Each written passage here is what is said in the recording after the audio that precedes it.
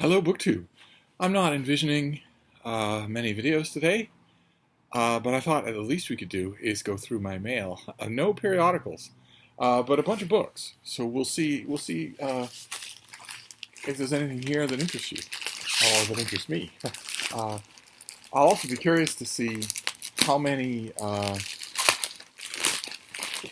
2022 releases there are. There's been a slight uptick in 2022 releases. Uh, Let's see. Oh no. Well, this first one isn't. This first one is more along the lines of a 1982 release. This is Silverview by John le Carré, the late John le Carré. No slip here. That's probably good though, because the lack of a pub sheet in this case might spare me just egregious lying on the part of the publisher. Instead, let's see what we can hear about the book. Julian Lawnsley has renounced his high-flying job in the city for a simpler life running a bookshop in a small English seaside town. That doesn't sound simpler to me. That's always a fantasy of people who never tried running a bookshop, is that it's a wonderful, quiet, peaceful life.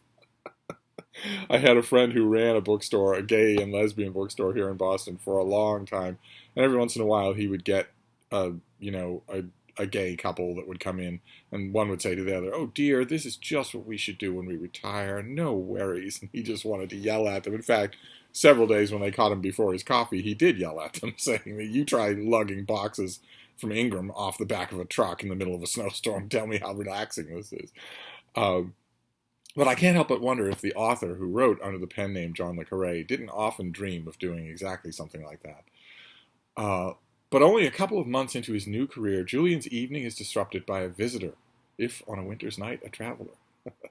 Edward, a Polish emigre living in Silverview, the big house on the edge of town, seems to know a lot about Julian's family and is rather too interested in the inner workings of his modest and new enterprise.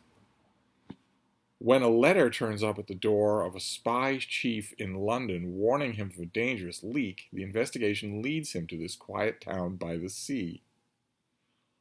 And the dust jacket even goes so far as to say what I'm sure the pub sheet would have said at length, which is that this is the last complete masterwork from one of the greatest novelists of our age. John le Carré asks what you owe to your country when you no longer recognize it. This has the requisite hideous American cover. This is incredibly boring. Even if you want to include elements like this on your cover, I could easily come up with a better way to do this, a more graceful way to do this, a more aesthetically pleasing way to do this. What is that? Is that supposed to be spray off the rocks? Where is this? So we're at a colony on Mars? Is that what?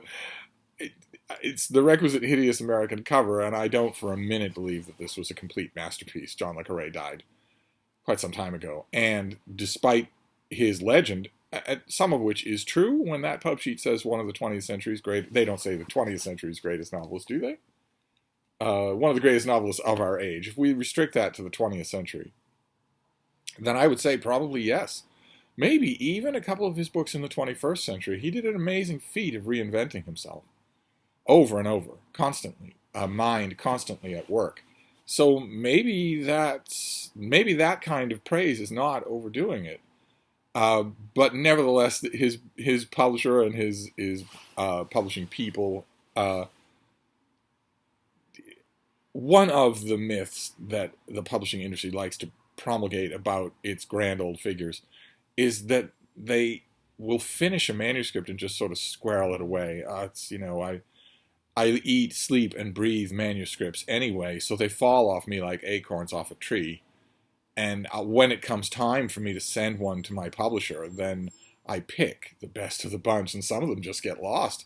I put them in a shoebox and forget about them. That is absolutely not true. That absolutely does not happen with any author at any time.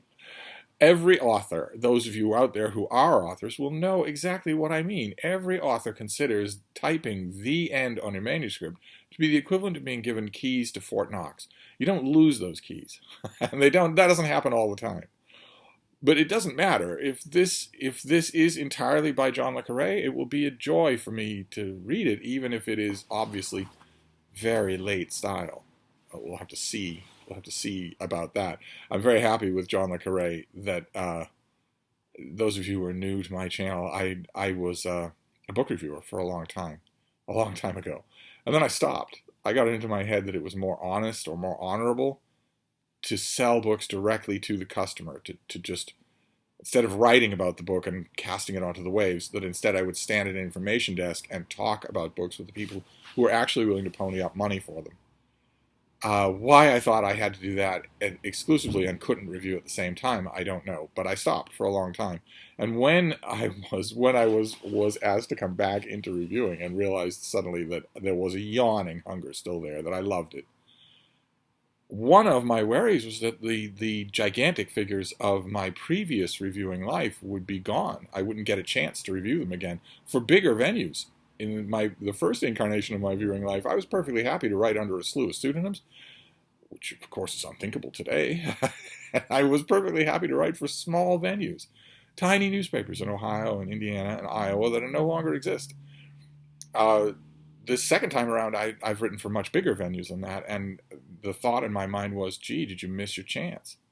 Did you miss your chance to write about these people? And thankfully, I'm very happy that I got a chance to review John le Carré before he died.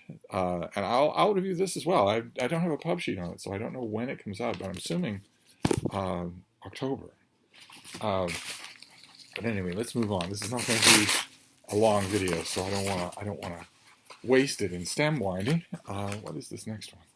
Oh, okay, great. This is the finished copy of something we've already seen. This is from Thomas and Mercer, the thriller arm, the mystery and thriller arm of Amazon Publishing. That just almost never let me down. I know that we're supposed to consider Amazon to be, the big bad evil wolf, but for me, from a reviewer standpoint, and also from a reader standpoint, if they make an arm, if they make a publishing arm, and they say, all right, well, we're going to publish books now, and one of the arms of what we're going to do is going to deal just in murder mysteries and thrillers, I don't so much care what share of the market they get. I care who they hire as their editors for the books, for the visual presentation, for the acquisition. You've got Amazon money behind you, that's fine, but that does you no good at all if your acquiring editors don't have the skill to find good stuff. And the people at Thomas and Mercer almost always do. They very seldom let me down. That having been said, I have not read this book yet. I have the advanced copy, but I haven't read this. This is Wolf Point, an Ash Kane novel by Ian K. Smith. So for those of you, this is for October 5th, and for those of you who missed it the first time, let's go over it again. Let's see here. New York Times bestselling author and physician Ian K. Smith may be best known for his expert health and fitness advice on national broadcasts and his best-selling nonfiction books, but his crime novels have taken critics and fans alike by storm. Did not know he had a second career. That makes him very intriguing. Last year, he launched a new series set in his hometown of Chicago featuring Private Eye Ash Kane, a black man determined to find justice and resolution for victims at whatever cost. Wolf Point, the highly anticipated sequel to The Unspoken. Ooh, did I get The Unspoken here? Do I have it still? I don't know if I do. Because of the author's extensive research into Chicago's political infrastructure and criminal justice system, his fiction reads as if it were ripped from the headlines. Okay, but what is this book? In this new case, Walter Griffin, a prominent black Chicagoan and the mayor's trusted go-to guy, has been found dead at Wolf Point, and the authorities are certain he killed himself. But Griffin's distraught family believes there's more to the story and hires Ash Kane to uncover the truth. Okay, so Ian K. Smith is a doctor who writes nonfiction works about health, but he also writes murder mysteries on the side. That is fascinating. And the finished copy will give me an idea, will give me a look at him. The advanced copy never has a... oh, there we go. There's the author. Out in public with a little dog. Oh, Zubu. Oh, Zubu. There's a little baby. Sunning. All right, so this is... not you, babe. Not you. You're cuter. Yes, you are. We ran across a Labradoodle this morning. Beautiful, lanky boy, bouncing up and down, happy as could be. he bounced up and down and wagged all over to go up to Frida because she is his own species. She's his own kind. And she was having none of that. She just yelled at him, stiffened up, and said, "Why are you bouncing? Why are you wagging your tail? I didn't give you permission to do any of that." Not aggressive. She doesn't bite or snap, but she was basically telling him, "Calm the F down before you come anywhere near me, you loser." And the poor Labradoodle was so confused. Actually, his owner was confused as well. And the Labradoodle was looking at her and just like, what's wrong? I'm not doing anything wrong. And then the Labradoodle looked at me, and I said, "Yeah, I'm the one you want to come to, not her. Come to me." I was already down at his eye level. I said, "Come to me, baby boy." And he smooched me all over.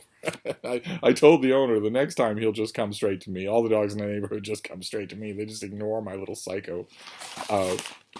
But anyway, like I said, no stem winding. We'll just move on to this next book, and then we've got a box as well. What is this next one? Oh my goodness! Oh my goodness! Oh, what is it, baby? Huh? What is it, little darling? I'm all right. You don't you worry. This comes out on December 7th. And this is going to interest some of you out there a lot more than it interests me. If one of you wants to review this for me, you just let me know. Here, do you want to get down? There you go. Sing out in the comments field or email me. I leave my email on every video, and you feel free. One of you out there I know is an enthusiast and an expert on this subject. And the subject is Greta Garbo. Robert Gottlieb. A big new biography. Wow. It has been 2 decades since there's been a major book on Greta Garbo, the Swedish-born actress who was synonymous with stardom for most of the 20s to the early 40s, when she walked away from Hollywood at the age of 35 and never looked back. But that alone is not what makes this book an event. When Robert Gottlieb remains a prolific author, now into his 90s, the reader of Garbo very early on senses something special about this particular book, an unusual chemistry between subject and author, and a feeling that one of our most distinctive critics of the 20th century popular culture has found his ultimate subject. Writing both reverently and irreverently about Garbo, and animated by the wit and encyclopedic knowledge of movies and pop culture that has defined his work for decades, Gottlieb takes the measure of not only Garbo's life, but her outsized presence in popular imagination. Okay, well, like I said, one of you is going to know and care a lot more about Greta Garbo than I do. If you want me to send you a copy of this book, we can work on an 800-word review, you let me know, because I will review it if I have to, not because of Greta Garbo, but because of Robert Gottlieb, who is a leading poobah in my own profession. So I will review it if I have to, but I'd rather not. We have plenty of time. This is December 7th. So I can get it to you no matter where you live in rural New Zealand, and then you can get to work on a review. And then we have a box, and then we'll be done. Mercifully, we'll be done. This box just barely reached me. It's got dents and divots all over it, and once again, it feels very light. So once again, just like yesterday, it could be just one book.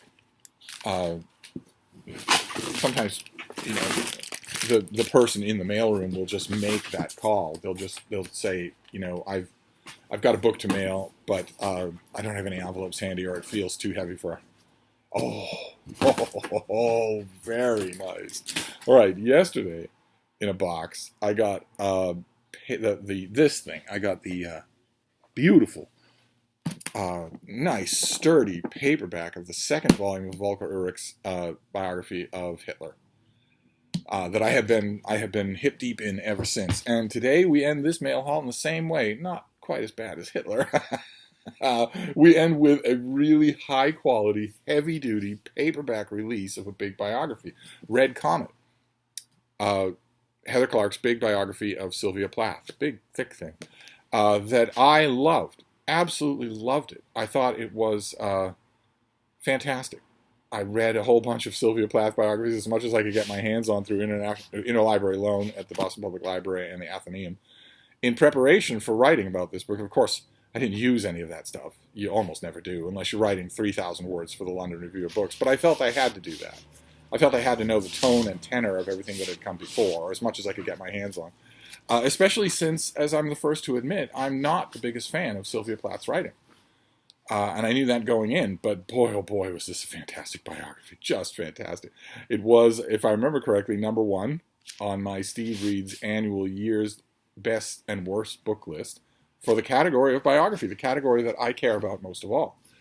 That list is slowly but surely like an Atlantic hurricane churning its way towards your coastline. Don't you worry. We're almost in October. The whole first 2 weeks of December will be the books of 2021 ranked by the only person who's read them all. But here we have Red Comet in paperback. Fantastic. So this is, I don't think it comes with a pub sheet of any kind. Oh, wait, this will also have blurbs. Is it blurbed by yours truly? That would be so nice. If it were, that would be so nice. I'm trying to remember who I wrote about this for. The Los Angeles Times, the Boston Globe, the New Yorker, Entertainment Weekly, Lit Hub, the Times of London, the New Statesman, Library Journal, Publishers Weekly, Kirkus Reviews, the Washington Post, the New York Times. No, it doesn't look like I'm blurbed on this. Oh, too bad. I think that I am prominently blurbed on Amazon when you go to look up this book. And you look under, critical reviews. I'm pretty sure that I'm there, but I'm not on the paperback, but I'm happy to have the paperback. This is, in terms of a reread, this will be a great deal of fun. Fantastic. So Red Comet, I don't have a sheet on it, but I'm assuming that the paperback is out now or will be out soon in your bookstores. So this is $20, which is a lot of money, but it's a lot less than the $40 that the hardcover was. So I thought it was tremendous. So I cannot recommend it strongly enough. That's a better note to end on than Hitler. So we have Red Comet in paperback. We have a new biography of Greta Garbo by Robert Gottlieb, the literary poobah, Robert Gottlieb. We have Wolf Point by Dr. Ian K. Smith. And we have Silverview, the last completed work, according to the publicist, of John le Carré. We'll see how completed it feels, but that's the mail for today. We have fiction and we have biography, so Steve is happy. So I'm going to wrap this up for now, but I'll be back. Thank you, BookTube.